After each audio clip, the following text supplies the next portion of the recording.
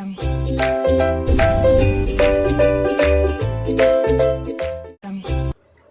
everyone, welcome to my channel Chemistry SR.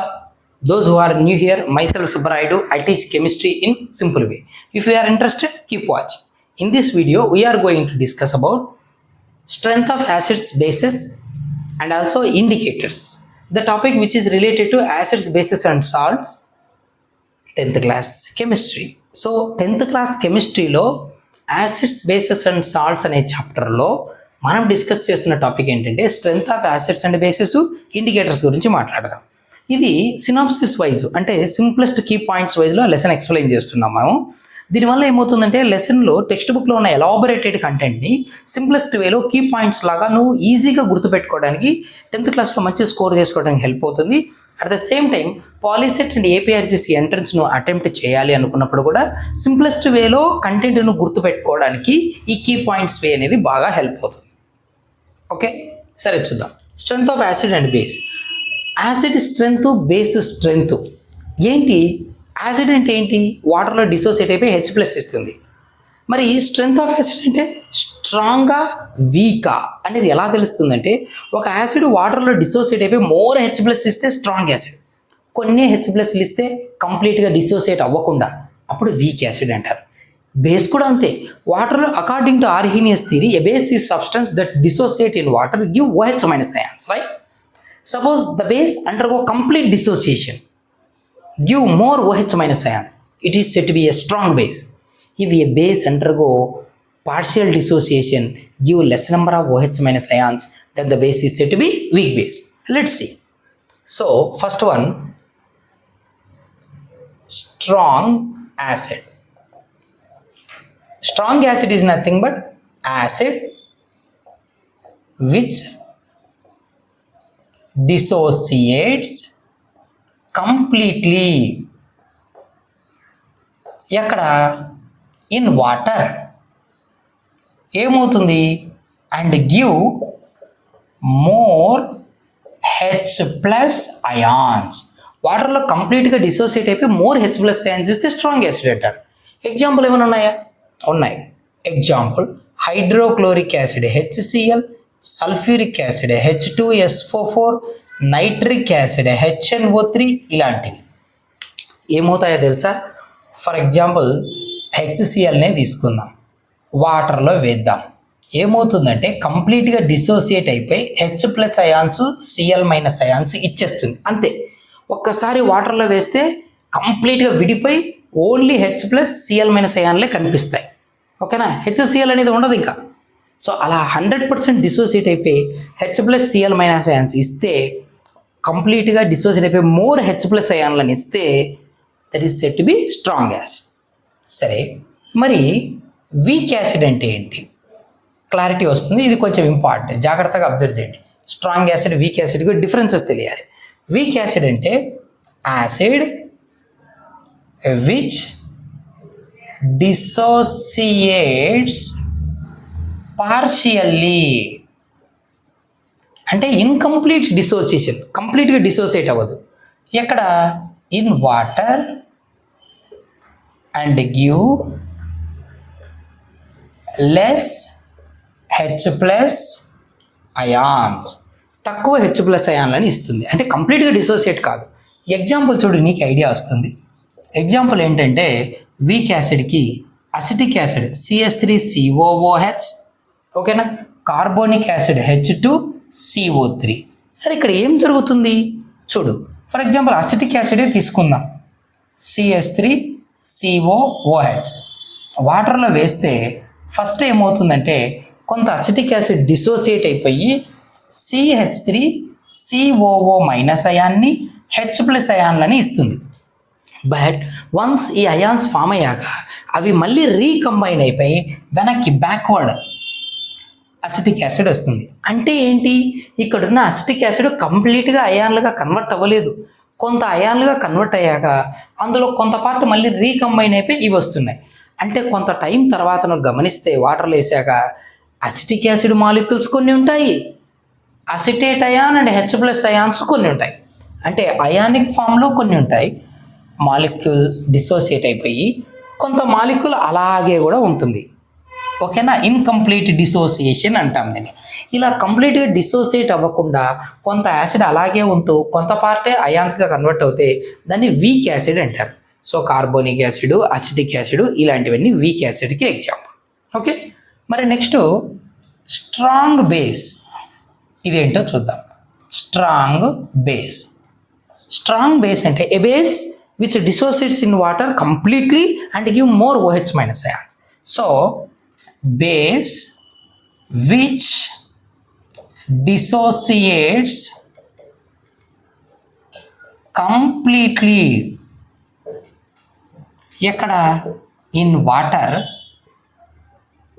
And give more OH minus ions, hydroxyl ions ఇవ్వాలి. ఓకేనా, example తీసుకుందాం. Sodium hydroxide NaOH, potassium hydroxide KOH ఇలా అనమాట. ఓకేనా, సరే చూద్దాం ఏం జరుగుతుందో. ఈ సోడియం హైడ్రాక్సైడ్ నువ్వు తీసుకొని వాటర్లో వేసినట్లయితే కంప్లీట్గా డిసోసియేట్ అయిపోయి Na+ అయాను అండ్ హైడ్రాక్సిల్ అయాన్ని ఇస్తుంది. వాటర్లో నువ్వు ఎంత వెతికినా NaOH ఉండదు, Na+ ions and OH ions మాత్రమే ఉంటాయి. అంటే 100% డిసోసియేట్ అయిపోయింది, మోర్ OH మైనస్ అయాన్స్ ఇచ్చేసింది అని దాని అర్థం. సరే, మరి వీక్ బేస్ అంటే what is meant by a weak base అంటే incomplete dissociation less OH minus. So a base which dissociates incompletely, ఏమని చెప్పచ్చు, పార్షియలీ అనొచ్చు లేదా ఇన్కంప్లీట్లీ. ఎక్కడ in water and give less hydroxyl ions, OH minus ions. ఓకేనా, example చూద్దాం. ఎగ్జాంపుల్కు ammonium hydroxide NH4OH, aluminium hydroxide AlOH taken 3 times. ఇప్పుడు చూడు, ఈ అమ్మోనియం హైడ్రాక్సైడ్ తీసుకుంటే NH4OH కొంత పర్సెంట్ డిసోసియేట్ అయిపోయి NH4+ అయాన్ని OH మైనస్ అయాన్ని ఇస్తుంది. అవి మళ్ళీ రీకంబైన్ అయిపోయి వెనక్కి NH4OHని ఇస్తాయి. అంటే ఇప్పుడు సొల్యూషన్లో ఏముంటాయి, NH4OH ఉంటుంది, అయాన్స్ ఉంటాయి. అంటే కంప్లీట్గా డిసోసియేట్ అవ్వలేదు, incomplete dissociation and give less OH minus. Indicator అంటే ఏంటి, ఇండికేటర్స్లో టైప్స్ ఏంటి ఇప్పుడు చూద్దాం. Indicators are nothing but they are the chemical substances which indicates whether the given substance is an acid or base by changing its colour. తమ కలర్ను change అవుతూ ఆ సబ్స్టెన్స్ యాసిడా బేసా మనకు ఐడెంటిఫై చేయడానికి హెల్ప్ అయ్యేటువంటి కెమికల్ సబ్స్టెన్స్ని ఇండికేటర్స్ అంటారు. అంటే యాసిడ్ ప్రెజెన్స్లో ఒక కలర్ని, బేస్ ప్రెజెన్స్లో ఇంకో కలర్ని ఎగ్జిబిట్ చేస్తాయి. అలాంటి వాటిని ఇండికేటర్స్ అంటారు. So substances which indicates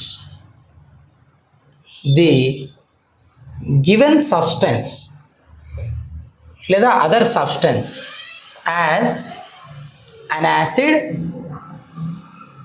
or base by changing its color. వాటి కలర్ చేంజ్ అవుతూ అదర్ సబ్స్టెన్సెస్ అవి యాసిడ్సా బేసా ఐడెంటిఫై చేయడానికి హెల్ప్ అవుతాయి. అలాంటి వాటిని ఇండికేటర్స్ అంటాం. ఇప్పుడు ఇండికేటర్లో టైప్స్ చూద్దాం. Generally there are 4 types of indicators. అవేంటివో చూద్దాం.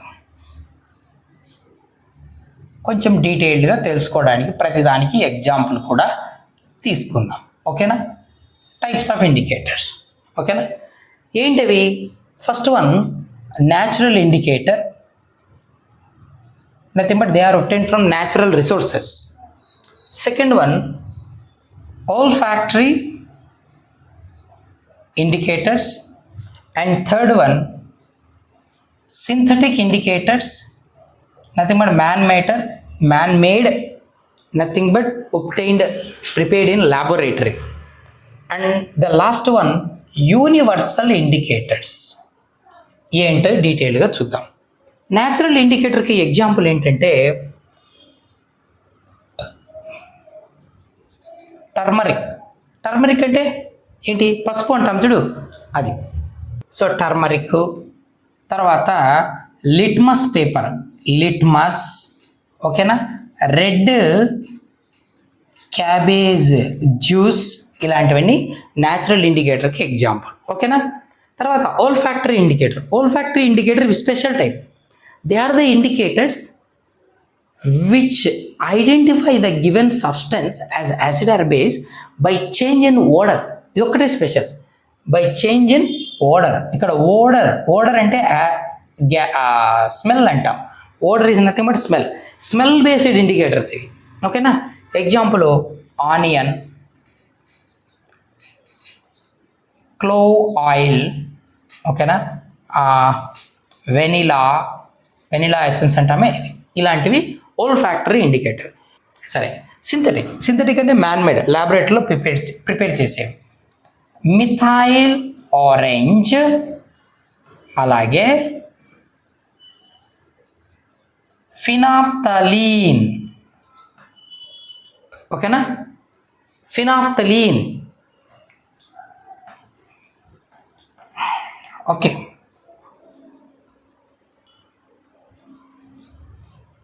ఫినాప్తలీన్